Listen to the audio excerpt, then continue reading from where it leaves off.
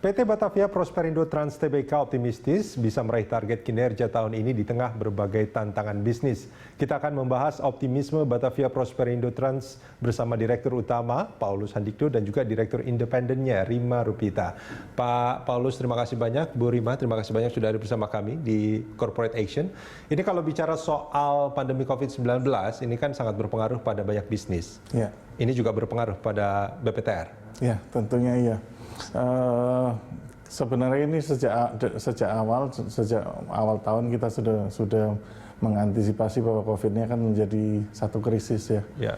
Jadi kita sudah lakukan langkah-langkah dari awal.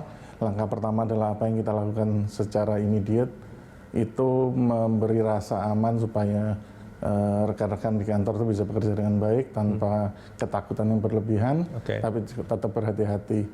Ya, contohnya kita panggil dokter, kasih vaksin flu supaya meningkatkan daya tahan tubuh gitu. Oke, itu dari sisi kesehatannya. Ya. Oke.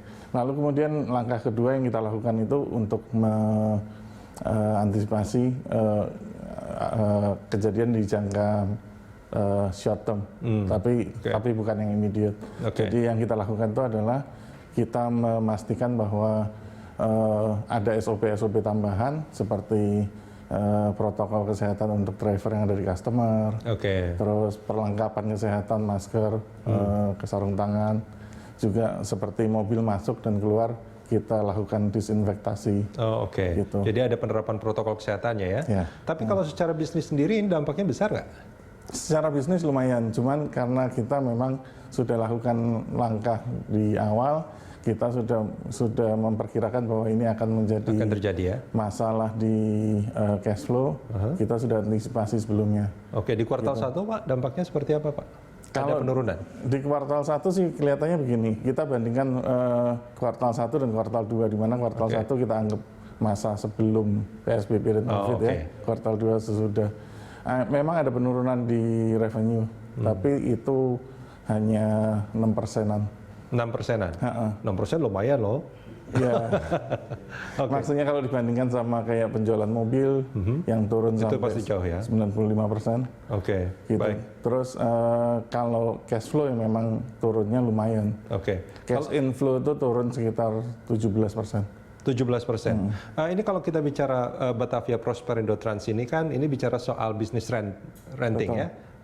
Nah, apa namanya? Banyak nggak yang melakukan early termination kontrak? Nah, ada itu. Mungkin Rima bisa. Mungkin Bu Rima bisa menjelaskan. Ya, jadi kebetulan customer kita kan 70%-nya adalah corporate ya Pak ya. Jadi memang kami di saat pandemi ini secara bisnis agak sedikit terganggu gitu loh untuk kontrak kerjasama dengan customer.